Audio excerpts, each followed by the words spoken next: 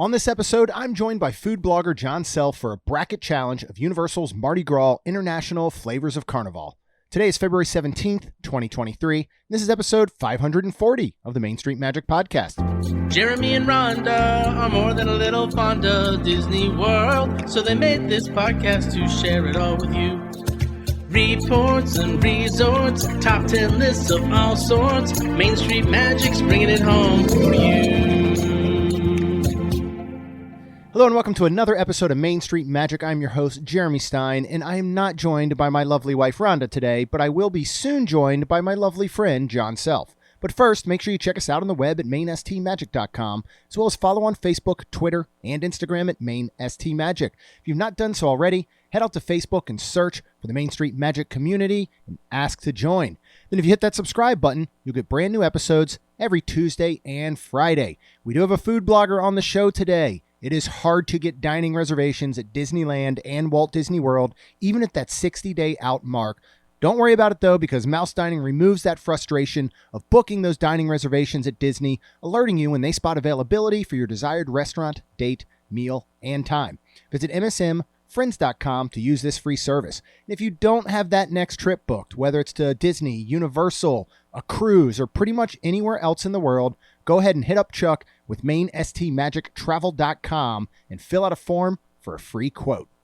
Jon, welcome back to the Main Street Magic Podcast. I think you might be up there with most repeated guests of all time, so congratulations. Quite the award. Can I work to get 5 times so I can get my Saturday Night Live jacket? Yes. We'll have to plan a little bit ahead so I can get it ordered, get it fitted and everything for you. That's good. But I do have jackets coming supposedly from several other podcasts, but I appreciate you letting me be on. So yeah, of course. And as I've returned to the cold of Illinois. Well, I was going to say, so we've got you on mostly because we like having you on every once in a while, but also I appreciate very much when you have an opportunity with your schedule to fill in when Rhonda's not available, because Rhonda is out in Vegas right now with her friend. So I reached out to you and you were kind enough to say, yeah, I can jump in there. I can help. And you're coming back from quite a trip. If you want to talk a little bit about that, because that'll segue right into today's bracket challenge about Universal's Mardi Gras that's currently going on. So tell us a little bit about this trip. Or is it even still a trip when it goes that long? Or is it just I'm not sure it's a trip. I originally, because I'm currently doing a lot of part-time gigs and in between a full-time gigs, I had a trip scheduled to go down to Orlando with one of my friends for about a week and cover some stuff. And then all of a sudden it became, hey, why don't you stay and cover the Premier League event at Universal Orlando? And so it's a couple sites wanted that, obviously UK-based sites, you can figure that out.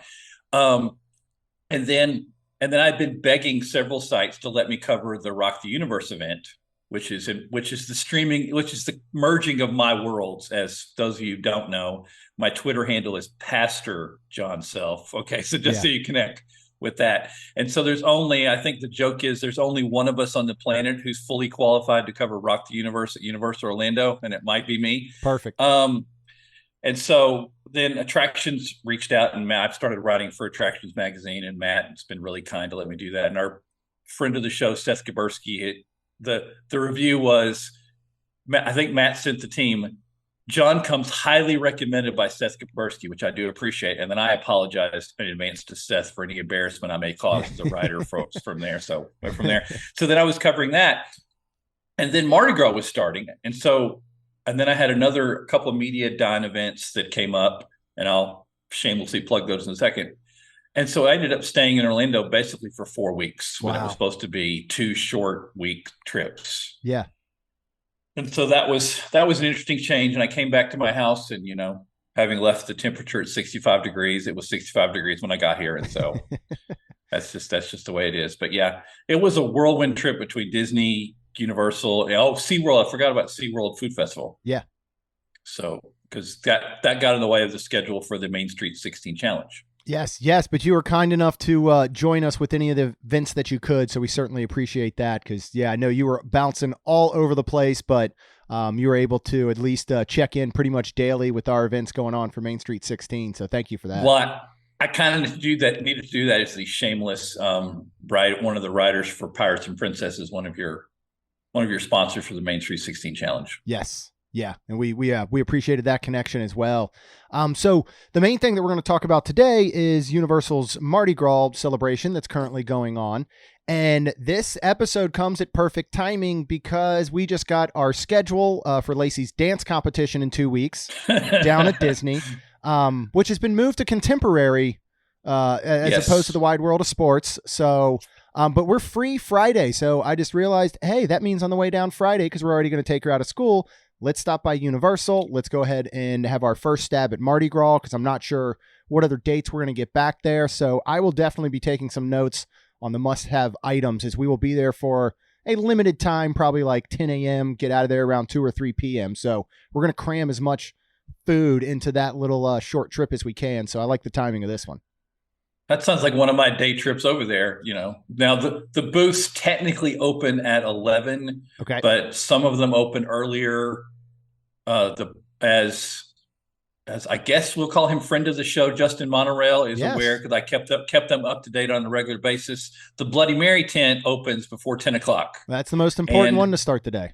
Right, and I get that. And just for those of you who are listening later, just wondering why we didn't cover certain things, a title actually Jeremy gave me and many other people have followed of being a food blogger.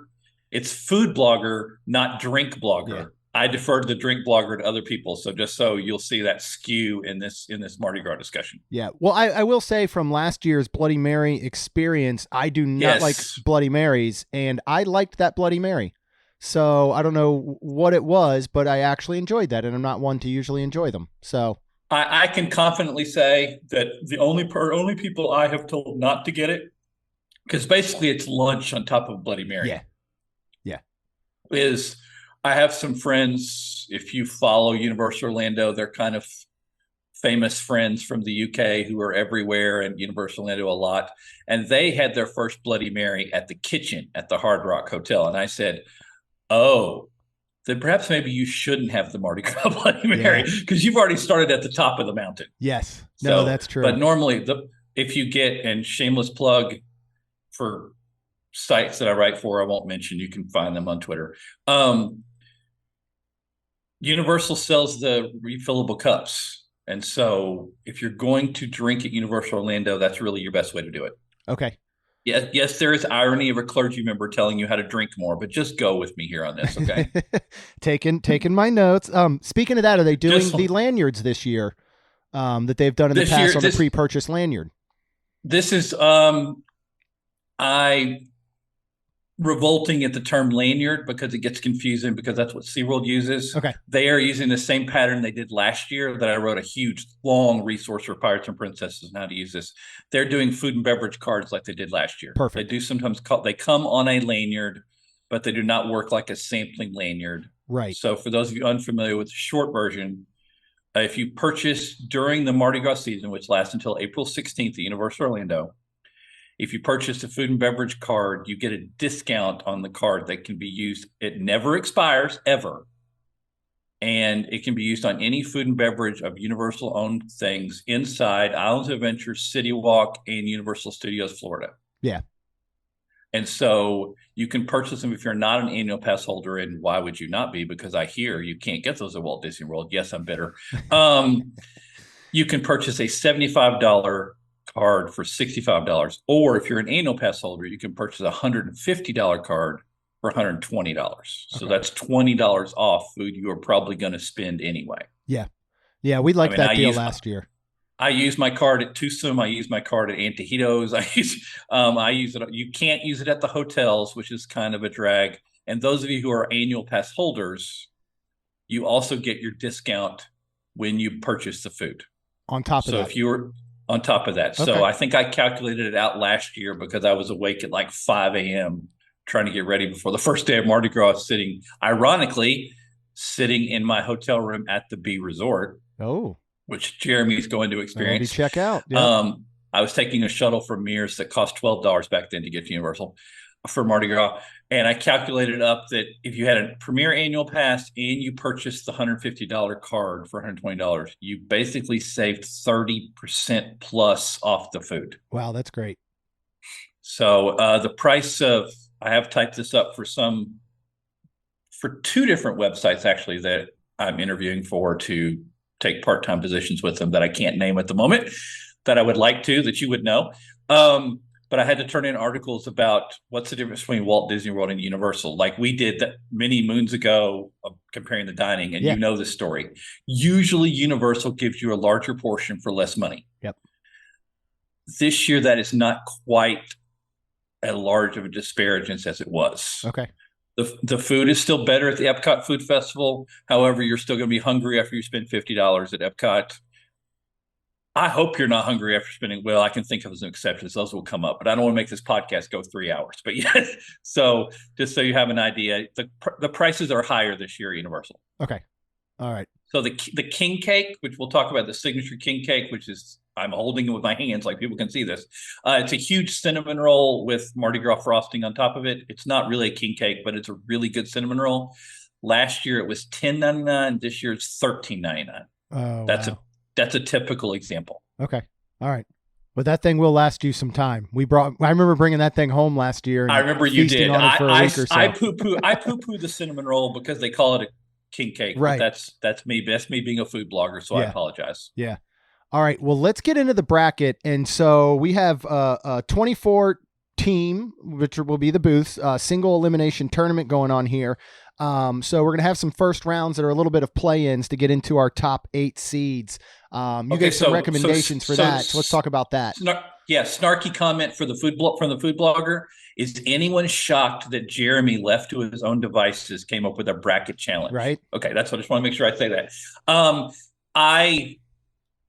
In producing your show, because I didn't ask you, I just told you in this part. This is the one part I told you. I said, give me a few minutes to figure out what the 8 seeds are. And I took about 10 minutes to figure out what the top 8 were. Yep. I don't know that I agree with all the top 8 I picked, but I was trying to pick what most people would think were the top 8. Yeah. And I think that's perfect. And then I kind of, as we go along. Yeah. And then I kind of just place them into this bracket, just, as seeing fit. I think this one's a lot different. This isn't like doing a ride challenge where obviously there are, e-ticket rides that are going to be in the top seed. So I think this one's pretty fair. And I think we could see maybe some cool upsets. So again, we got 4 different sections, bracket areas that we're going to go around, and we'll have these first kind of play-in games in a sense. That'll take us into our top 16, and we'll play down to one winner and discuss the food and some of your favorites as we go along. So first, we're going to start with the 16 seed Japan versus the 17 seed Italy. Talk to me a little bit about these booths and which one comes out on top. Though you didn't know, your seating is probably pretty even for these. Those of you who went to Mardi Gras last year, the Japan booth is the home of the ube waffle cone, which not arguably was clearly in the top 3 best items at Mardi Gras last year. It's ube ice cream. I don't know how they make ube ice cream taste so good, but Universal has a supplier for ube ice cream. They use it at Tucson for their Mardi Gras shake. It's great. And it comes in a waffle cone, and it comes with all kinds of things, and it's wonderful. It was a fusion booth.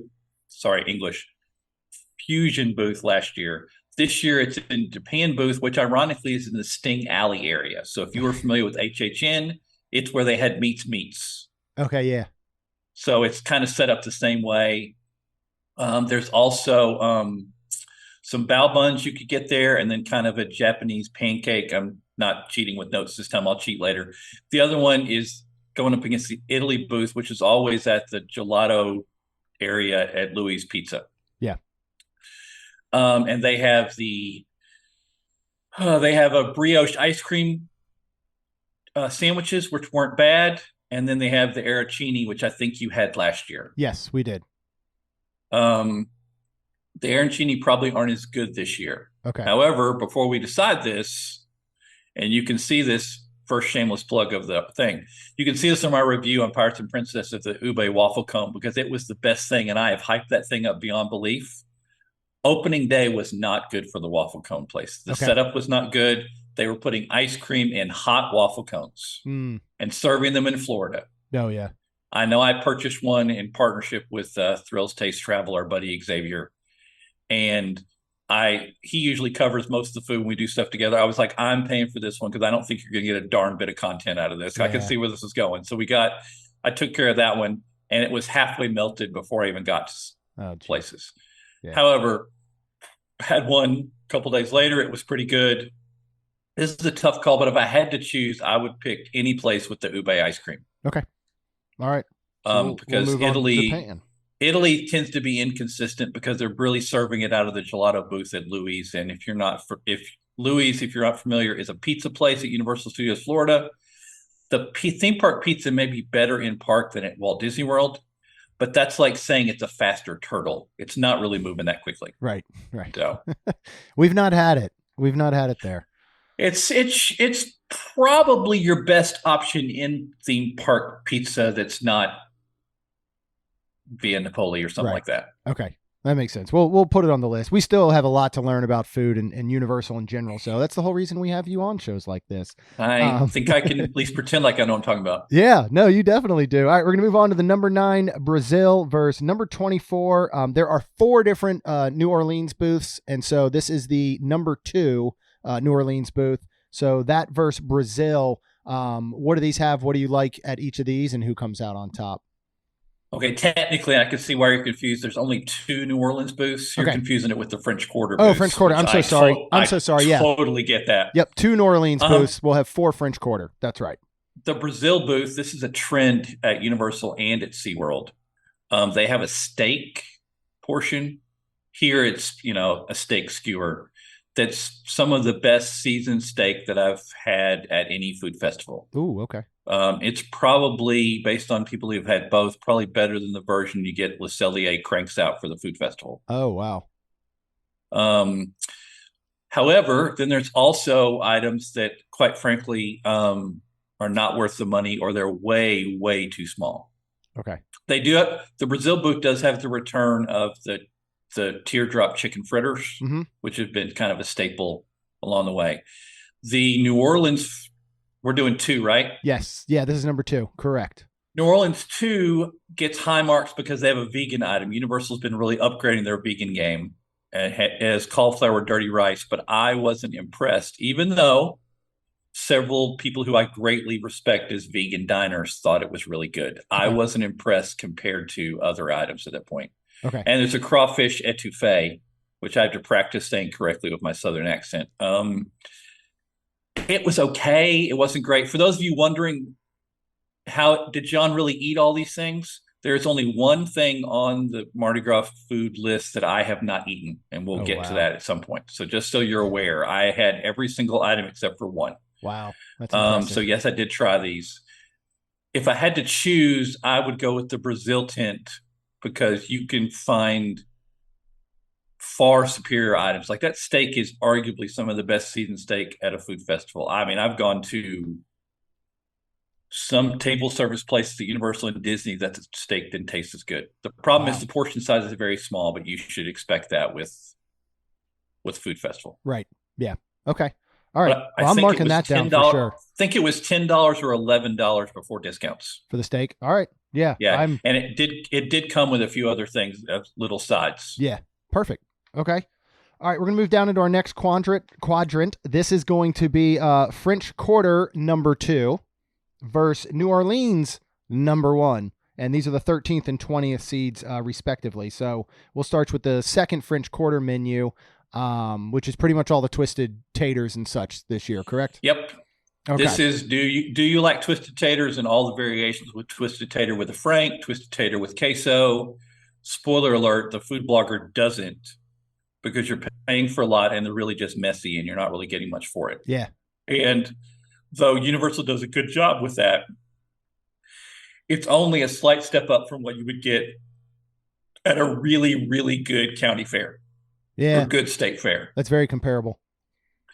However, the New Orleans 1 booth, and I want to give Universal credit because I hear rumblings that the chefs had too many items and they wouldn't fit. That's why they're in City Walk this year. The New Orleans tents are in City Walk. Okay. They have 3 food tents in City Walk and 2 bonus tents in Island Adventure, which is the first time they've ever done that. Yeah, that's right. New Orleans 1 has shrimp and smoked cheddar cheese grits, which I thought were okay, but how do I say this nicely? Rhonda would not approve. Okay. I was just going to ask. She would not. I'm telling her to skip that. Okay. And they had a ramen type. They call it yakamin. I'm saying that wrong with the wrong emphasis, but it basically tasted like a decent version of their modified ramen from Comic Strip Cafe. Okay. Which is good with good theme park quick service ramen, but it's just ramen. Yeah. So this comes down to, because I'm going to throw this back at Jeremy. This is the beauty of being the guest. How much do you like the Twisted Taters at Universal? Because that determines who wins. I mean, yeah, I think you had a perfect example that it's the same as any sort of county fair. Like I like them, but it's not something that I'm going to rush to and try here. I know in a sense it's trying to be unique to maybe more of a theme park festival, but yeah, I like them. Looking at this, I would rather get Rhonda's opinion on the grits and get my girls' opinion on the ramen because they love ramen. And if they're properly doing a 7-minute egg, I really enjoy those in a ramen or in a dish. So I would more so lean towards the New Orleans menu number 1 in this scenario. Right. And the ramen comes with a chork. You're familiar with the Universal chork, right? I can't say that I am. Okay, Universal has a utensil. It's really the only place I've ever seen it, where they take some cheap plastic chopsticks. Okay. And you can use them as chopsticks, but on the other side, it's a fork. Oh, I have seen. And they do call it a chork. Okay. All right. I like that. So that's the only menu item you can get it with that. So we're going to go with New Orleans menu 1. Yep. And so Twisted Taters fall, and so anybody a fan of Twisted Taters is revolting and throwing stuff at their podcatching device. I'll say I think with the Twisted Taters, like you see the description, you see the menu, you see somebody in front of you get it, and then it's exactly what you expect. Like, I don't think you're going to be disappointed, but you're also not going to be blown away. It is a spiraled fried potato with some different flavorings that are all pretty good. But I don't think, like most of these menu items I can look at and go, all right, is that going to be really good or not? Where's that going to fall in that range? And yeah, the Twisted Taters are exactly what you expect. So, not a bad thing. And right. I can say for the kids, that's one we know we can go to and say, look, do you want basically kettle chips on a stick? Here you go. Yep. And we know that they're going to enjoy it. So that's where I see an advantage to it. But otherwise, yeah, I'd skip over it to try some of these other items for sure. In fairness, if you're a Twisted Tater fan, the line at Mardi Gras will be way shorter than it will be during Halloween Horror Nights. Oh, yeah. So just for the record. Yeah. No, that's a great point. All right. We are now going to move on to number 12 seed, French Quarter, menu number 1 versus the 21 seed Taste of the Mediterranean. And so okay, Jeremy, did you look at the menu of Taste of the Mediterranean? I did not. Let me pull it up right now. Crepe Suzette and grilled octopus. That is the only one you did not try, correct? That is correct. I tried to get the grilled octopus 3 different times. There is evidence of other food bloggers who you may know who tried it, and the booth did not open on time. And so I had to go to, one time I had to go to a dining thing at the Paddlefish, which was great. And then I had to go to a dining event at the Four Rivers Smokehouse, because they have not just the food truck at Disney Springs, they have 14 locations in the Florida area. Yeah. And that was great. So I had to leave. The crepe Suzette, let me make this one quick. The crepe Suzette made my top 3 things you should not order at Universal Orlando Mardi Gras. Oh, wow. Okay. It was terrible. Especially when you have a Central Park crepes, which they're not real crepes, but serves phenomenal crepes. Yeah. Some people who've tried the grilled octopus, it was okay, but not spectacular. Okay. That sounds probably where I would rate it without even having it. Right. And so I'm all over the place with octopus. I've even forgotten, French Quarter 1. French Quarter 1 would be king cake and beignets, right? Oh, yeah. Yeah. Okay, this is not really hard to figure out. Yeah, I'm with you there. The beignets they're not Scat Cut Club level. If you want good beignets, they're a little hit or miss over at Pat O'Brien's, but that's a better option. Mm-hmm. But yeah, this is easy. Okay. The beignets and king cake win. All right. Yeah, I think that's an easy one. All right, we're going to move up into the next side, and we're going to go with the 15th seeded Indonesia, and then we put on here number 18 seed, the Tribute Store, since they do have a lot of items. And honestly, we had to get 24 booths. So that is going in there. What do you think of these two? I got to pull up Indonesia. Yeah, take your time pulling up crab. Indonesia. I see crab on a menu. You do see crab. So. Just for the record, that crab costs you $18.99. Oh. And I'll talk about that in just a second. Okay. We did consider putting in Today Cafe, Croissant Moon, and San Francisco Pastry Company. They all have wonderful treats. If you want to read more about those, yes, I've already written reviews of those, but we couldn't figure out a way to get those in. The Tribute Store is a wonderful thing. They always have treats. If you went to Mardi Gras last year, they're basically the same treats this year. Okay. So as from a food blogging standpoint, I didn't have a high opinion of them, but they were pretty good last year. Yeah. So take that for what it's worth. The Indonesian booth involves Indonesia-style chili crab. Though I understand from the media events, which I did not attend, that the chili crab served there was pretty good. When we ordered it on Sunday night, second night of Mardi Gras from the Indonesian tent, and bias here, I did work teaching seminary and training people in Indonesia and Malaysia. So wow. I know what this is supposed to taste like. Yeah. Okay. No, this was not good. It was awful. And if you have any aversion to spice whatsoever, this is the spiciest thing that Universal has served since they served the Jamaican jerk chicken. Oh, wow. Okay. The Indonesian style fried rice with egg was bland and quite frankly needed more spice.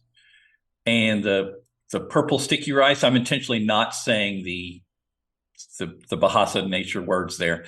The purple sticky rice, pudding rice is vegan. It's good, but you need to like coconut. If you are not a huge fan of coconut, the coconut milk and the toasted coconut shavings are going to turn you off on that dish. Yeah. Okay. Oh, it's a good value. I think it's under $6. Oh, wow. Or discounts. Yeah. So, well, that is disappointing because these are menu items that I look at and gets me super excited. Now I did love the Angry Crab over at Epcot, currently for Festival of the Arts, which I had a very good friend, Rachel, who did not care for. I was going to say, shout out to Rachel. Yeah. I absolutely loved it. I'm going to try and get it. If we end up at Epcot tomorrow at some point, I would easily get it again. So I saw this on this menu and I got super excited. But yeah, that is disappointing. Are you super excited for $19, even if my review is incorrect? At all, especially when the Angry Crab, which was a full, decent sized soft shell crab, with some different sides and everything going with it and a slaw and things like that. I believe that is under like $9. So that is less than half the price over at Festival of the Arts for what sounds like a much better item. $19. That's the most expensive menu item throughout Mardi Gras. That is the most expensive. Okay. And spoiler, I can't remember because I wrote this literally at the airport flying back.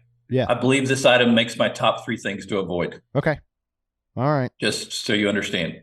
So then you're putting Tribute Store, I take it, with their I'm putting the Tribute treats. Store because it is safe unless you're going to you might go into diabetic coma ordering those things because it's sugar combined with sugar with some cinnamon that wrapped in some sugar. Yeah. Yeah, my only, and not specific to Mardi Gras, but just in general to the Tribute Stores, is they have some of and this is where I think Disney was falling into a trap so often, and they've actually gotten better, was they were making foods that were so social media and Instagram worthy, but used to lack on flavor or, for me in the Tribute Store, even understanding how to eat some of these items, because a lot of the ones is going to be, it might be like, just say a chocolate brownie that has a vanilla fondant on top, and then it's got some sort of, other chocolate medallion, and you can't and they need to all be combined into one bite to make all those flavors work. And a lot of times they're super hard to eat. I go back to the ET one. That was a beautiful looking dessert, but you could barely get into it. As soon as you tried to crack into some of the fondant and the chocolates, it was just all over the place. And then you're picking it apart and trying to get a full bite. That's only been my complaint about that. But they're some of the best looking treats and desserts you'll find anywhere. They're all pieces of art. In fairness, the Mardi Gras versions don't suffer from that problem. Good. Your criticism is valid. Good. Okay. They do a lot of the big chocolate piece on top of a brownie. Yeah. Perfect. Or their trifle cake with the little chocolate pieces that they tend to do really well. Yeah. All right. Well, I know we'll be stopping there in 2 Fridays from now because we get Lacey something from there every single time. So we're going to move on down into our next section here. Number 10 seed Colombia versus number 23 Trinidad and Tobago. Colombia's got empanadas and arepas. I will usually enjoy an empanada and arepa if they're done properly. The arepas are a repeat item, correct? Because I swear I had those last year. Technically, they are a repeat item, but I don't know if we talked before recording or after we started recording. These are the same name. These are not the same product. Okay. The arepas are corn mesa bread, great, where they just threw some mozzarella cheese on top of it and left it under a warmer. Oh, that's all they are. Boo. Spoiler, the empanadas, no matter what the photo says to you, the empanadas are two tiny empanadas. They're barely bigger than the dip cup they give you. Oh, wow. And hardly have any filling. I believe I wrote I know this made the top 3. I had a bonus one. Now I remember how I wrote that. The Columbia booth itself made the top 3 places you shouldn't go to during Mardi Gras. Okay. Both of their items were not worth the money and didn't have the quality and were a waste of time, quite frankly. Okay. Well, and this is where you're having you on, I think, is just so valuable because, even when we do reviews of these, sometimes we can't give a clear cut picture of every single item and every single booth. We just don't have the time to do it. So I think this helps so much because most people that are going don't have 4 weeks to sample all the items, and they might be there for a couple For the record, hours. I only had 1 week. Then that's even more impressive. So, okay. But a lot of people are showing up like us. They're going to get there. They're going to, most of the booths are going to open at 11. They might eat till 2 or 3 or something, and then they're going on to their next thing, or they're riding rides, and they don't get to sample everything. So I think, especially when you come down to getting these discount food cards, you really want to look at planning out your day and finding the items that are going to be most enjoyable, because there is nothing worse than dropping, 10 to 12 bucks on a dish. I'm looking at Italy in Epcot almost every single festival, and it being a huge disappointment. Not only one, because you just wasted money, and 2, you just wasted space in your stomach that you could have put something delicious. So it's good for people to plan out, I believe what I typed before getting on the plane was, it's not that this stuff isn't reasonable. It's just you're using valuable stomach space, and you shouldn't do that. Yeah. Well, and one of the things that we've always chatted about when you listen to some of the other episodes, especially when we compared, kind of like restaurants at both Disney and Universal, is, price versus what you get. Is just so very, very important. And that can be based on portion size, that can be based on quality. Some people are perfectly fine with spending less money for a less quality item because they're on a budget. Some people are okay with saying, well, yeah, I'm all right buying that filet mignon at who knows what kind of price at a fancy steakhouse, even though you're not getting the same portion size as a much cheaper item at some other areas. So I think being able to budget things out and really, plan out your day is super helpful, because if you just show up to any of these festivals, and I would imagine that SeaWorld is the same, completely blind, and you just walk in and go, hey, I got $50, let's eat some food, you're probably most of the time going to come out fairly disappointed, right? I would agree. Since you mentioned SeaWorld, SeaWorld did have me out for their media event. There are some pretty good options at SeaWorld, and there are some horrible, hold on, one more time. I need one more. Horrible options at SeaWorld. Oh, jeez. I got to get out there one year. So SeaWorld is in our radar somewhere, but I definitely want to check out some of these types of festivals. Looking at the Trinidad and Tobago menu, I see another crab item. This has more soft shell crab. Is this falling to the same as Indonesia? Is this not good, or is this? My notes say the crab and dumplings are interesting texture. I'm literally just reading off my notes. The sauce reminds me of the slime from Nickelodeon. Because of the color, so that's a problem. Okay, yes. The flavor's okay, but the crab is the weakest part of the dish. So I'm going to pick it over Columbia, but I'm not going to pick it as a roaring, oh gosh, you got to go get it. Okay. I had the flory, which is kind of like fried dough. It was okay. I had the chickpea doubles. Those were and this is not meant to sound negative. Those were a good vegan option. Okay. But if you're a non-vegan diner, I would skip it. Okay. That's a great point, because we are we are non-vegan diners because we're not vegan, but we often eat vegan dishes. So this is one for me to pass over. Yeah, Okay. This is an example of if you're a non-vegan diner who's trying to adjust your diet, this would not be the item to choose. Perfect. Yeah. No, I'm learning a lot from here. So I'm going to be well prepared when we go down there. Next, we are moving into our next quadrant here. Number 14 seeded India versus number 19 seeded Mexico. I'm very interested to hear your thoughts on this one because, again, going back to my Disney brain, these are typically two of my favorite types of booths at the festivals, just based on the cuisine and style that I happen to enjoy. I mean, Mexican food is probably easily my favorite overall. So interested to hear what you thought here. This one's going to be tricky because I think all three of the items at the India booth are vegetarian, so that gets more plus. They're not vegan. They are vegetarian. At the Mexico booth, they have, and shout out to my friend Shelby Castle, who runs Orlando, Universal Orlando Vegans. She's been cheering and spouting about how we needed vegan churros at Universal Orlando. Well, we finally got them. All right. And this sounds awfully negative, but I don't have a better way to say it. For vegan churros, the churros are good. Okay. If you're looking for all the things, the gelatin, the other things that many of us who are not vegan diners don't notice, we just take for granted. Yeah. You will not like these vegan churros. Okay. I thought they were good.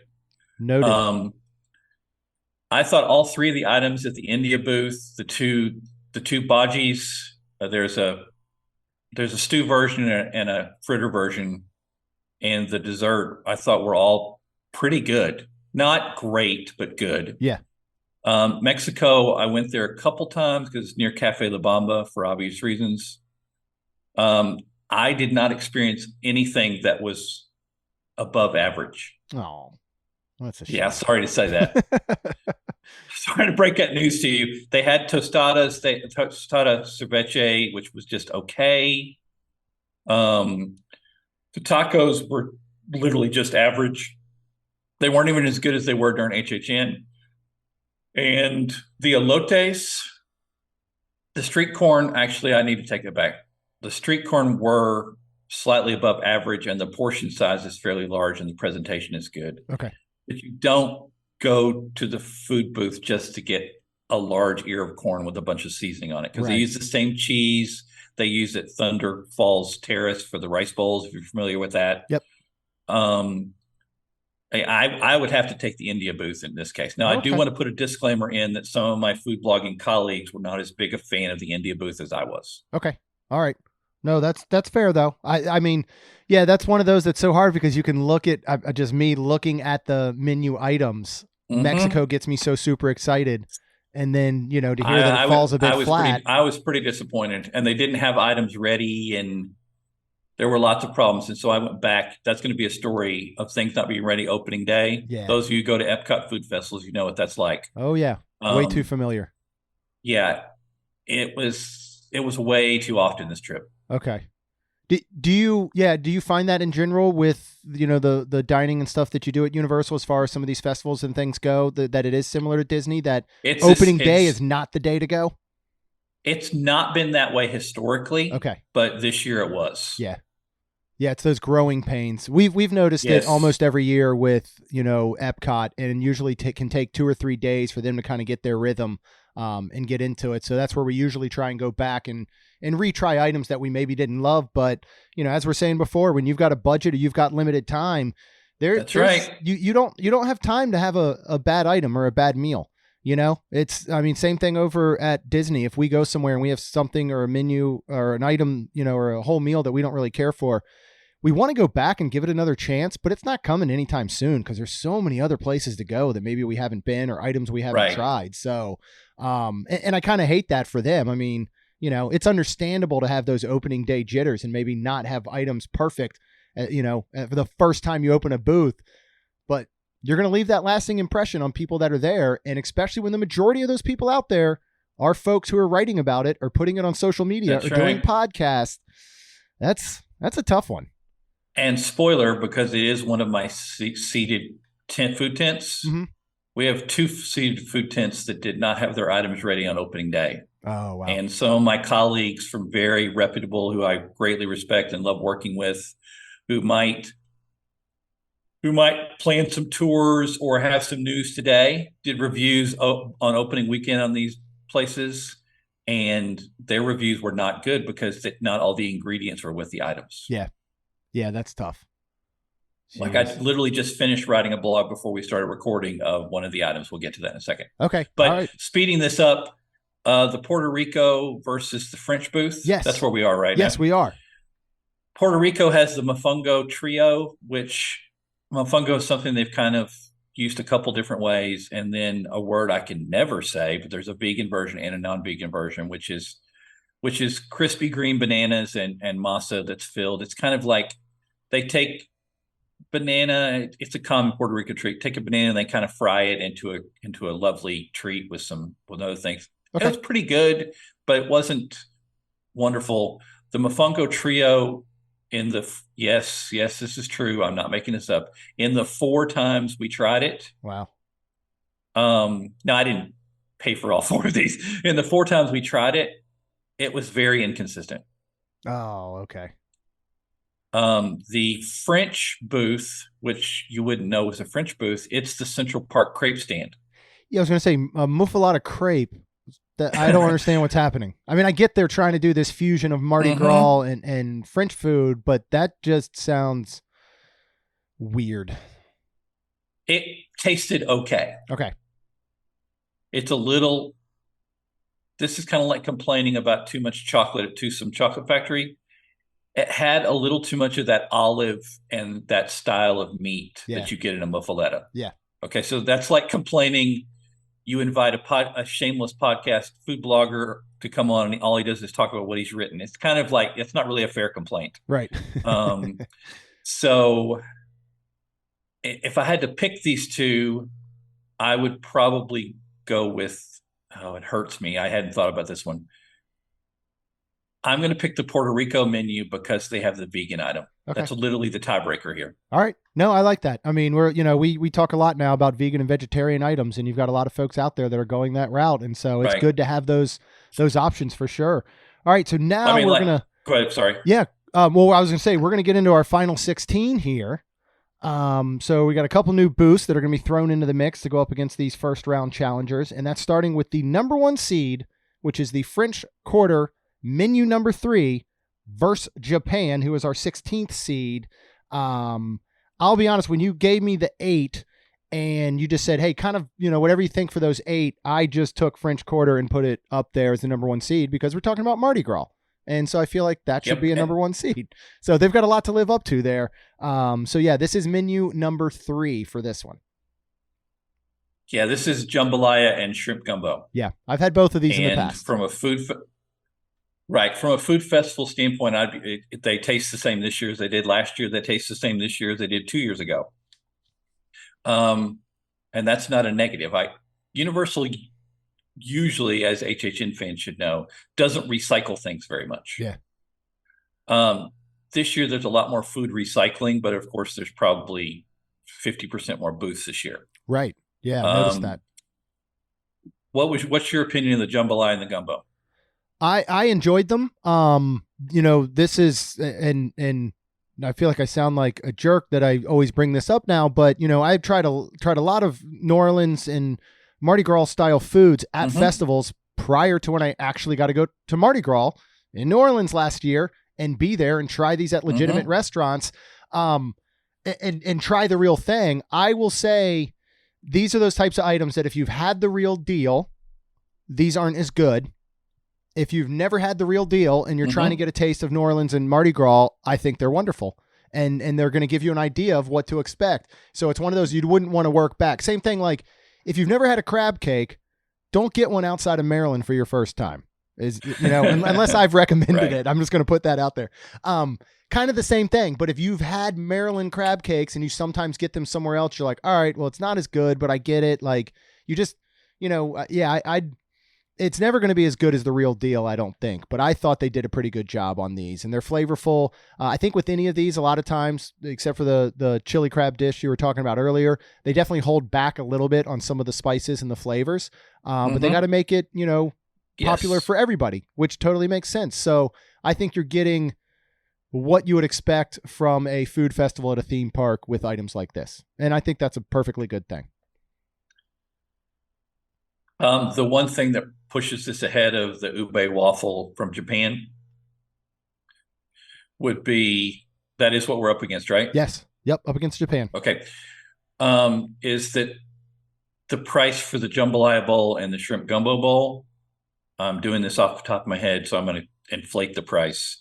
Is less than $8. Oh, wow. That's great. Okay, so there's value there.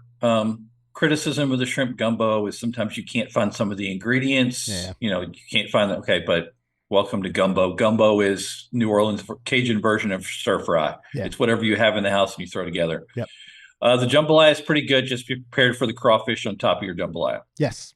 Which it is a bonus to me, but that's one of those where you can see that turning some folks off. Right. Yeah. Okay. So for me, this is an easy win for French Quarter 3. All right. Perfect. All right. We are moving down now to number 9, Brazil versus number 8, Denmark. So I really got to look up these menus here, especially Denmark here. So and Brazil. I knew you'd be surprised that Denmark was in here. Yeah, frikadeller the two meatballs food items with in Danish Denmark gravy. they have. Interesting. Okay. Yep. Those actually were pretty good. I recall them being $7.99. I don't have the prices in front of me, so I apologize. Those were pretty good.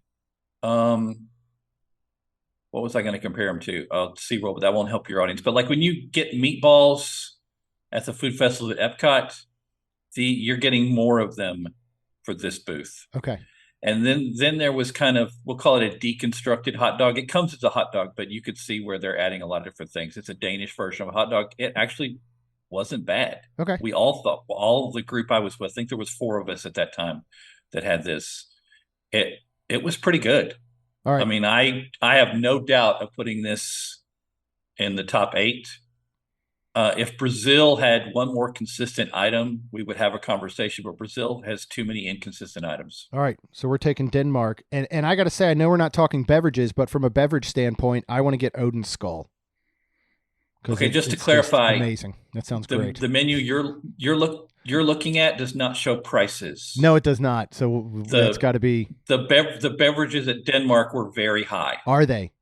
Okay. I seem to recall the mead flight off the top of my head, and if someone wants to message me, it's not hard to find me in the Main Street group or on Twitter. I recall the mead flight being $25. Holy moly! Wow. And so I'm going to guess the Odin Skull is between 15 and 18. All right, I may not get that anymore. Right, and you cannot use your refillable cup for that. I was going to say, yeah. As I recall. Do pass holder discounts? I sidetracked us there. No, that's fine. No, I think this is great info. So I know that you can use the food card on beverages, correct or not? But you can use the food card, but no pass holder discount on alcoholic beverages. That's correct. Okay, all right. That sounds right. I mean, that's fair. So your only way to get a discount on alcohol is the food and beverage card. Got you. Okay. So I mean, it's still a decent way to get it. I'd love if they did something like that over at Disney. I'd love if they did anything over at Disney for a discount, but well. I know they sometimes do pass holder. They don't need to yet. No, they do not. And even the pass holder one, sometimes it's on food booths, and it's like 4 food booths. You don't know which one it ever is. Nobody asks you, so it's all up to you if you remember to ask them. And all right, we're going to get into number 4, Germany versus number 13. This will be, number 20. This will be the New Orleans booth, menu number 1. So let's start with Germany that we have not yet talked about here. Potato pancakes and schnitzel. So pretty common for German food. Shockingly, the potato pancakes taste a lot better than you think they would with the apple butter and the sour cream. The chicken schnitzel this year, they give you a decent piece of, here's my best analogy, and I hate to use this with you, of course. Imagine you took a bigger piece of the thigh meat chicken thigh meat that's used for the thigh-high biscuits at homecoming, and you flattened it more and you spread it out a lot more into a schnitzel shape, so it's a lot larger, and use a good piece, and then you prepare it really, really well, and then you add some beer cheese, macaroni and cheese with it. That's what that order is. Okay. Now, Now was this Mardi Gras that in the years past had the pork schnitzel on the pretzel bun? Yeah, except it was on the bun, and it looked like it came out of Pim Kitchen Yes. over in Avengers Campus at Disneyland. Yep. Yes. Okay. All right. That's what I was thinking, and that's what I used to actually enjoy. So I'd be interested to This try this these. schnitzel is better. It is. Really? Yes. Okay. But you're not getting any sort of bun. It's literally just topped with that basically Right. beer cheese mac and cheese. Okay. All right. Well, I would give that a try. The beer cheese mac and cheese comes in a separate container. Oh, okay. Interesting. The schnitzel is served by itself and actually is worth being served by itself. Oh, well, that's good to hear. All right. So then how does that compare up to our New Orleans menu number one, which I know we already kind of talked about a little bit, but that was the I'm sorry. rice grits. That's right. And the ramen. So that's the one you didn't love. It's not even Okay. a comparison. The potato pancakes are better than both of those items. Wow. Okay. All right. Well, that's going to move us down to our next one, which is going to be 12-seated French Quarter number one menu versus the number 5 Spain. How did these compare to each other?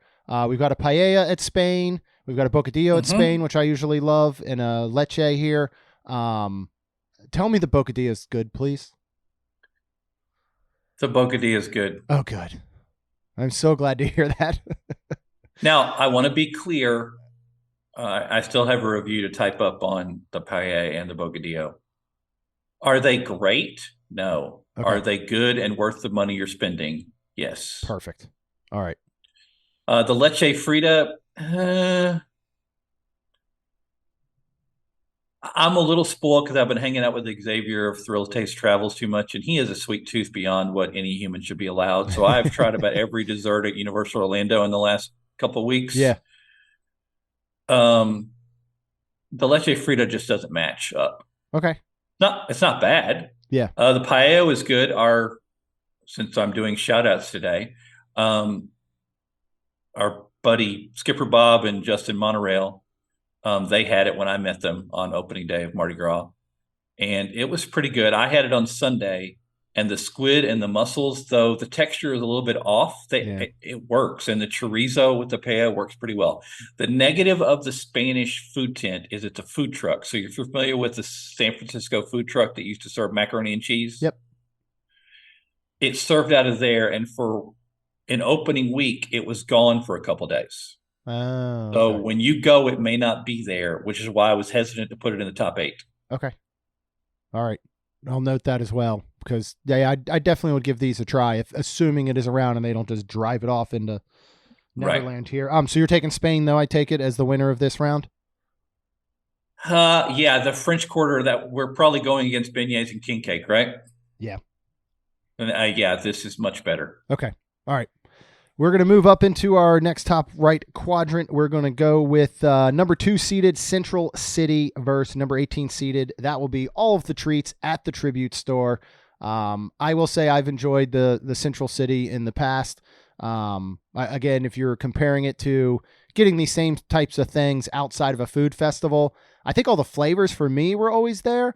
We're talking about a crawfish and shrimp boil, crawfish boil, shrimp boil, beignets, and all like that. I've enjoyed it. I was kind of pleasantly surprised. Kids did not like it. It was, for them, it had too much flavoring and too much spice for them. But I really enjoyed it, and it was better for me because I got to pretty much eat everything because they didn't want it. So I liked it. Yeah, back to your New Orleans conversation. If you've had a real Bayou boil, or what was it, 3 years ago, maybe 4 years ago, it's running together. In Mardi Gras, they had for Universal, they had like an all-you-could-eat Bayou boil event, which was really, really good. Oh, wow. Though it was really, really expensive. This comes down to, do you like sugary themed treats of the form that Universal does really well? Brownies, trifle cakes, macarons, whoopie pies from the Tribute Store, or do you prefer Bayou boils with crawfish and sausage and chicken? Yeah, and that's one that's going to split so much, because I think you're going to have so many people that do not want a seafood boil. Is my guess. I think you're gonna lean much more probably the sweet tooth folks than you are the crawfish style boil and people, then I would think. The reason this got in the top 8 in the whopping 10 minutes I took to plan this out for you was this booth also serves beignets. Yeah. So are the beignets great at Universal? No. Are they good and they come in the proper bag and you can shake them up and you can do all those things? Yes, they do. And so because of that factor, I would, I've found a way to rationalize my decision. Okay. The tribute store items, it's a merchandise item, so it's trickier. I don't know if you can use your food and beverage card in the tribute store. Oh, okay. And the items cost more. Yeah. Significantly more. Okay. So the beignets don't cost anywhere near as much as most of the treats in the tribute store. All right. So to break the tie, Central City, or if you're familiar with the terms at Universal, the Battery Park area, or if you went to HHN, the Save Your Tears bar for the weekend. That's where the area we're talking about. Yes. Yeah. All right. I think that's fair for that to be the tiebreaker there. Next, we're going to move on down. We've got our number 23 Trinidad and Tobago versus number 7 Canada. Let's see here. So Canada. Interesting. Okay. So we've got poutine over at Canada, and then most of it, the rest looks like desserts. So a lot of desserts over in Canada, right? Yes, there are. But as doing research for an article that literally just got submitted to Pirates and Princesses before this, Canada has Mardi Gras. They have Mardi Gras in Quebec. It looks a lot like the New Orleans Mardi Gras. The only exception is they have canoe races down the St. Lawrence River, of course, and they have a snowman mascot. Oh, okay, so I like that. So I think my smart aleck throwaway line to make the connection was Mardi Gras in Canada looks a lot like it does in New Orleans, except it's a lot colder. Yeah, I think that was just to make my connection. The Canada booth is the biggest criminal of items not being available on opening day. Oh, some of my colleagues had the short rib poutine. Sorry, the poutine with short rib. That's what it's called. They didn't have gravy that day. If you're familiar with poutine and you do not have gravy, I'm not sure why you're having it. Because poutine is not designed for you to improve your diet. Right. It's not something your personal trainer is going to endorse. Yeah. Then there was another day where they didn't have short rib. Oh, geez. Okay. Fortunately, I did have it 2 different days in which I got all the items together, and I have submitted this review already. And basically, there's many lines of make sure they have all the ingredients and check with the team members. But each individual ingredient is not that great. Okay. But together, it actually works as a really good poutine for less than $10. Oh, okay. And I rated it better than the poutine I reviewed over at the Daily Poutine at Disney Springs. Yeah. Because now that you bring up Daily Poutine and especially the way Disney does stuff for festivals, where do you draw the line on what makes poutine and what makes just loaded fries? Because I think Disney doesn't understand what poutine truly is, and they'll throw, because they'll claim it's a Thanksgiving poutine and it's fries with cranberry sauce and turkey, which to me is loaded fries. It's not a poutine. Do you agree? I mean, poutine should have at least cheese curds and a gravy, and then throw whatever else you want in there for it to be a poutine, just to go on a completely side tangent. Based on the article I linked to my article for good SEO purposes. Yeah. I looked up poutine and what defines poutine. Okay, perfect. So this is fresh in my mind. It needs to have gravy. Yep. And it needs to have cheese curds. We could argue how much, but it has to have cheese curds. As long as those are within the dish, then you can do pretty much whatever else you want. Otherwise, we are talking loaded fries. Right. And these articles did say that cheese curds was a negotiable thing. Okay. If you could get close to the squeaky cheese phenomenon, it'd be okay. Right. I mentioned that because I reviewed the jambalaya daily poutine back in February. It's like a whole day to try all the new February items at Disney Springs. Yeah. And I found the item was lacking in gravy. So I get the point you're making. Okay. All right. That was just, my whole side tangent. What were we talking about here? All right. Canada versus Trinidad and Tobago. Right. So which do you then? Spoiler alert, the beaver tails or the snowshoes, which are the desserts, they're like the Canadian donuts. Yeah. I didn't think they were great, but they are large. Okay. So that scores you points at a festival. If you've got to entertain some children or some cranky teenagers who are getting hangry, sorry, you may have experienced that. This will work. The bacon is okay. It wasn't great. However, it was better. all of those items were better than the items at Trinidad and Tobago. All right. All right. So we'll move Canada on. So we are rounding out here. We've got 2 more to go through to get to our top 8 here. And that is going to be the 3rd seeded French Quarter menu number 4 versus number 14, India. So we're looking at menu number 4 here, which is going to include your fried green tomato po' boy and a crown cookie over at French Quarter menu number 4. Of course, we discussed India earlier. How was the tomato po' boy? The 2 bhajis. Yeah. Which is, of course, po' boys are a staple of New Orleans. Right. Jeremy, how do you think a fried green tomato po' boy would taste? For me personally, I am currently not looking at him, so I have no idea what he's saying. For me personally, I like fried green tomatoes. I don't think they're the star of a dish or potentially a po' boy. So I really liked the fried green tomato with, I think it was bacon over now at Pop Eats during Festival of the Arts. I thought the fried green tomato was a good accompaniment to everything else, but I don't see it as the star of a dish. So for me, I just have a feeling I would eat this and think I'm missing like shrimp or something else to go along with it. That's fair. Okay. Did I mention this item is vegan? Oh, it sure is. So that's helpful. That's vegan. Why you don't have your shrimp. Comes with Cajun kettle chips. Ooh. That's right. Okay. Spoiler, I if you follow me on Twitter, I write a lot of top 3 articles. It's called Top 3 Things. Top 3 things you should be eating this week at Universal Orlando. Top 3 things you shouldn't be eating. Top 3 things you should be eating.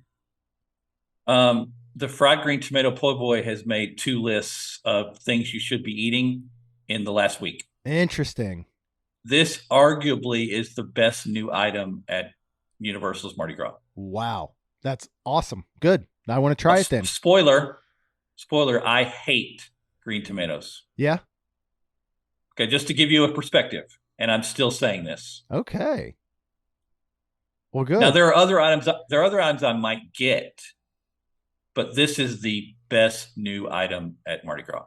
Wow. Okay. Best new item. Well, then I'm putting this on my list, and I will prove myself wrong by thinking it needs some sort of meat. Because I need vegan, to look because we haven't gotten to one food tent. Okay, yeah, we are. Okay. There are one food tent that has some better items. We haven't gotten to it yet. I was getting worried with what I just said. So then you're picking this over India? Obviously, I would assume just based on this India po' 5 million times. All right. The crown cookie that's included is the same average cookie that they served during HHN, except now it has some frosting. Okay. But it doesn't cost very much. I mean, I think it's $5. Okay. That's not bad then. So, all right. Well, then in our final for this round, we've got number 22 Puerto Rico versus number 6 Belgium, which is going to be filled with waffles, isn't it? Well, that's your starting place. You have 2 Liege waffles. Yep. One is berries and cream, so strawberries whipped topping, and then one is a s'more waffle. Ooh. Okay. And you also get a returning favorite, the Brussels frites, which quite frankly are just French fries served with 2 different dips. They don't have the third one this year, which I thought was better, which is now as Jeremy's favorite thing. It's a secret sauce at one of the table service restaurants. Yeah. There is nothing at this food booth that is bad. Oh, wow. Okay. Nothing. These are the Liege waffle. I don't want to oversell it. Oh, it's much better than Connections at Epcot. Oh, wow. Those are definitely big words for me because I love the one at Connections. Absolutely love it. And it's larger. Oh, all right. Yeah, I want that s'mores one for sure. And I would choose the berries over the s'mores, but the s'mores was pretty good. Okay. All right. And then the s'mores tends to come more pre-prepared.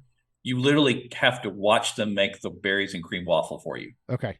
All right. Well, then we'll put berries and cream on the top of the list. But if we've got Lacey with us, I have a feeling we may be trying both. So obviously, it sounds like Belgium is winning in this round and moving on. Well, I was a little concerned when I got a little bold about the po' boy because I was like, I haven't mentioned something yet. So that should give you a clue of my opinions of this one. Okay. Perfect. All right. So we're moving into our final 8. We've been able to discuss all of the menus and the items, so we can just have some defining factors between these. And the first one is number 1, French Quarter, menu number 3 versus the number 8 seeded Denmark. Who moves on for you? Double checking. Oh, this is jambalaya and shrimp gumbo. So it's, do I want tradition or do I not want tradition? Right. I'm going to take Denmark. Oh, that is a big upset. Coming out over the number 1 seed. I'm going to take Denmark. Okay. But I'm not going to cry. It's one of those things. I'm not going to cry if someone picked French Quarter over the Denmark booth. Right. Well, at this point, and this is one of the things I find interesting, is that, I mean, I guess this has grown so much over the years that this used to be much more traditional to truly just Mardi Gras flavors and all, that now they're really expanding to and that's why they're calling it international flavors. They're really expanding well beyond that. It really is becoming, and I would assume, in somewhat of a competition with what Epcot's doing at Disney, is they are bringing in all of these other cuisines and nationalities to go up against each other. So it just sounds so interesting. We're talking Universal's Mardi Gras, but we've got Denmark in it and some of these other ones. So, well, I had to do a lot of research on Carnaval and Mardi Gras throughout the world. Now, obviously, bringing my religious professional expertise, technically Mardi Gras is a festival that occurs right before the season of Lent. Mm-hmm. So that's why you have Fat Tuesday, which technically is where you get the word Mardi Gras. You all knew that. I know I'm talking down to you. I'm sorry. That's coming up this Tuesday.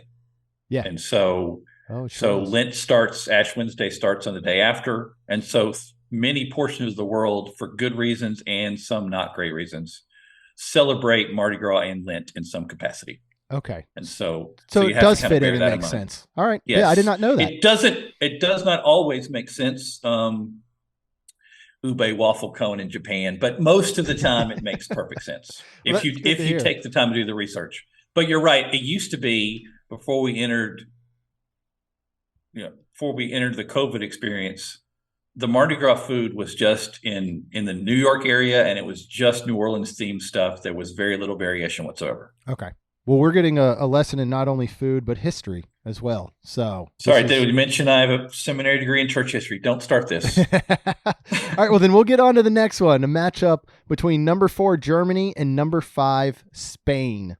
Whoever wins this one is going to take on Denmark in the final 4. So, yeah, and I have to think about this for about half a second. Germany wins this easily. The schnitzel is so much better. The potato pancake is better. Not that the paella isn't good. It's just not up to that level. And I do recall the price point being higher on those items per comparable to Germany. And you know me from our other conversations on podcasts. Price point is important to me. Oh, for sure. I mean, as it should be. And so I'm very interested in that schnitzel, as we know that I think I figured out I don't always care for German food unless it's only at Beer Garden. But apparently we'll be trying Beer Garden again here in April. For a dining package. So we'll see how it goes. We'll see if I've come around. Beer Garden can be very feast or famine, but yes, I think you can handle it. Yeah. Well, and honestly, we've got a group of 10 of us going, and I can't think of a better place in Epcot to have a group of 10 just have fun than Beer Garden. Even if the food maybe isn't my favorite. I think it's the absolute perfect spot. All right, we're going to move on to our next one here, and we've got number 2, Central City, with all of our seafood boils, versus number 7, Canada, in their very cold Mardi Gras up there that they have. So what do we think of between Central City and Canada for a winner? This comes down to how much you like the boil. I know I've said that previously. Yeah. I would pretty confidently... How confident am I? I'm not picking the boil to move on. Okay. In this case, I think that's fair. I'm picking Canada. It's a little odd it being a food truck in the New York area, but I think the Canada moves on, assuming you get the poutine prepared properly. Yeah. And it should be prepared properly. So we're going to hope that from here on out, after this episode, they're listening and they're going to prepare it properly for all of our listeners that go. We're going to move on down to number 3 seeded French Quarter, menu number 4, versus number 6 seeded Belgium. And let's see if we have any sort of traditional New Orleans type booth move on, because our French Quarter is the last man standing here to get in there. Our traditional booth involves fried green tomato po' boy, Right. so I'm not sure how traditional that is. I know, but we know it's your favorite. Well, I'm not saying it's my favorite. It's my favorite new item. Favorite new item, okay. The problem is, in the way the bracket has been broken down, it is facing arguably my favorite item, the Liege waffle. Yeah. So this, unfortunately, the crown cookie is going to pull down the po' boy, and so we're going to go with Belgium. Okay. With the Liege waffle and the Brussels frites. All right. I'm excited for these because there's nothing bad there. Yeah. All right. I'm super excited for those. All right. We're down to our final because four. Somehow I need to get this in now before we get to the next thing. Yes. Somehow the frites, the French fries, they're just French fries. They're the same French fries that are served throughout the park. However, they are prepared really, really well. And I mean, I've heard 3 different people say this. If they would prepare the fries this well at Mel's or other places like that, we would just go buy fries there every day. Yeah. So I don't know why. Yeah, that's. I mean, I know I always go back to Disney. It's easy to do, but I am shocked at you can have the individual frozen fry that they're preparing at different locations, and it'll just blow your mind how different they can be. All right, well, that was like my experience experience at STK the other day. Oh. They're just using a falafel mix. It's just a falafel mix for happy hour, right? But they prepared it so well. Yeah, it makes a difference. And yeah, it makes a huge difference. Go ahead, though. I'm sorry. Oh, no, you're good. All right, so we have number 8 Denmark versus number 4 Germany to take our first team into the finals. What are you thinking here? Can you guess? Denmark. You would be incorrect. Oh, we are taking the schnitzel. Okay. Oh, see, you're getting me all worked up for this schnitzel. I got to tell you, I'm overpromising the schnitzel. I apologize for that, but I overpromise most everything that I talk about. I'm sure people are constantly disappointed in my recommendations. Yeah. All right. Well, then on the other side, we are going to go number 7 Canada versus number 6 Belgium. And I mean, just after these conversations, I'm going to have to assume you're taking Belgium. I am taking Belgium. I feel bad for the short rib poutine, but it's true. The beaver tails, the snowshoes, whatever term you use for a Canadian donut, was too inconsistent to hold up. It tended to be dry sometimes, and so. Well, this makes a very interesting final because we've got basically sweet versus savory. We've got schnitzel versus waffles. So this really comes down to maybe what you're in the mood for, but what do you think is the overall more, I guess, quality item, quality value that would pick your winner between Germany and Belgium? Sadly, it's going to be Belgium because I don't know. This seems like you're really going with French fries, John. I'm like, hold on. If you've seen my phone, any place that serves French fries, I have an app for it. But somehow the fries are really, and they give you the 2 sauces that go with them. There's a curry mustard sauce, and it's kind of a combination of Thousand Island and horseradish sauce. I know it has a better term, and you can look it up because I reviewed this already. Sorry that I make the waffles sound way better than they are. Of the group of food bloggers or people who I hung out with for the last week or so, I had the lowest opinion of the Liege waffle. Oh, and you've listened to me so far. Yeah. That is high praise overall in the group then. I had the lowest opinion of the 5 people who I was working with. Wow. And I had probably the slightly higher opinion of the Brussels frites, but I remember last year just ordering a previous year ordering the Brussels frites and then getting a pretzel to go with the sauce. So. Oh, that sounds like something I would do. Yeah, this year you don't get as much sauce, so you won't be able to do that. But I did not expect Belgium to win. I was going to say, looking at this in the beginning, because we do the same thing when we do the brackets, without breaking it down and going through round by round and pitting them up, who do you think if someone just came up to you and said, best booth at Mardi Gras, would you have just blurted out Belgium, or do you think you would have picked something else before you actually broke it down and pitted them up? Because that's the same thing, too. If at any point Belgium had maybe gone up against something else, who knows? Maybe they wouldn't have moved on. What would have just Right. been your overall kind of elevator pitch? Yeah, somebody catches you, in the resort, you're going up to the third floor and they say, "Oh, I know you're Jon Self, the food blogger. Mhm. What was the best booth at Mardi Gras?" What would you automatically Sorry. blurt out? Let's say you're walking through City Walk, Okay. and I now have reached the status of "Are you Jon Self?" Okay, so There you go. that's awkward. And I'm not sure if that's a good thing or a bad thing. I would have picked the Germany booth Mm-hmm. off the top of my head. I would have probably, depending on how much experience they had, I would have picked the jambalaya and the gumbo booth. I can't remember what number that is. Yeah. Was that 4? I think I so. think so. Yep. Maybe it's 3. I can't remember, 3 or 4. And then Number 3. I probably would have, now that you've pinned me down on this, I probably would have picked the Belgian booth. All right. So for people that are planning, Germany, French Quarter number 3, and Belgium are Jon Self's 3 things you must try, right? Right. And that would be how the blog goes, top 3 things. And for There you those of go. you who need help geographically, the Germany booth and the Belgian booth are on the Portofino, English. They're on the bridge area between the London waterfront and Springfield. Okay. All right. Perfect. Well, this was great. I've learned a lot. I've taken notes for our trip here very soon. We're hoping we get back again for spring break, at least for a night, take both of the kids and stuff so we can try even more things. And of course, we'll bring back on a future Main Street Magic episode our thoughts on everything that we've tried, but you've given me some ideas of what I want to make a list of. Thank you, John, for filling in as always. Really, really appreciate it. We try and pride ourselves on never going a Tuesday or Friday without an episode, but schedules get in the way, and you're always so kind and generous to fill in and offer your knowledge. If people want more of your knowledge, I know you've mentioned a lot throughout, but go again, elevator pitch. Where are the best places to currently find some of your writings, and where can they find you throughout social media? Obviously in the Main Street Magic community for food questions, but just give us anything you want people to know on where to find you and where to get in touch with you at. Okay, just to clarify, you just told a person who technically has Reverend in front of his name to talk. So yes, you're gonna edit this later. Oh, okay. I don't think I'll need to, because we as ministers, in conclusion, means we're going to talk 20 more minutes. Yeah. Having said that, all joking aside, I taught preaching and told people not to do that.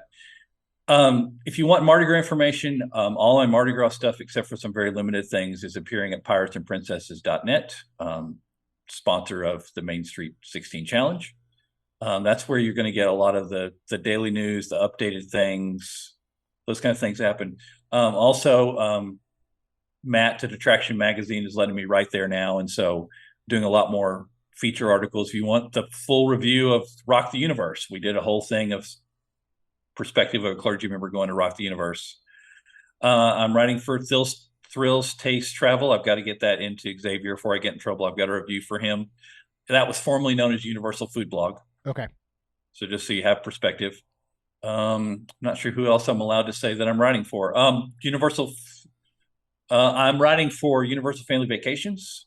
But if you really want to follow me and you have no life and you want to listen to someone talk about food, it's easy to follow me on Twitter at Pastor, Pastor, Jon, Jon, because H's are ooh. Yeah, Self. there we go. And so, or I'm starting to, because I'm doing a lot more food blogging for sites like maybe Delish or Eater or places like that, I'm having to do a lot more Instagram. So I'm on Instagram at jon.self37, I think it is. Awesome. So love it. I think I've gotten all that in. Yes. No, that's perfect. Everybody knows where to find you. And for sure we will have you on again very soon to talk more food. Food episodes are some of our listeners' favorite episodes. So I know they're going to eat. I hate to say it, but I got to eat this one up. That was awful. You did. Absolutely. That was awful. I didn't even mean for that to come out. And it just like right out of my mouth. And then I caught it and was like, oh, I'm really going to say it. Mm-hmm. All right, Jon, thank you. And we'll chat very soon. Okay. Thank you, my friend. Another big thanks to Jon for filling in today for Rhonda, who is out enjoying her time in Las Vegas. But don't worry, she'll be back on the show very, very soon. In the meantime, you do not want to miss the new shows every Tuesday and Friday, so hit that subscribe button. Then go ahead and leave us a rating and review as long as you're out there, because if Rhonda was here, and I know she's thinking it all the way out on the West Coast in Vegas, it really helps our show grow. That's all we've got. We'll see you real soon. Jeremy and Rhonda are more than a little fond of Disney World, so they made this podcast to share it all with you. Reports and resorts, top 10 lists of all sorts, Main Street Magic's bringing it home for you.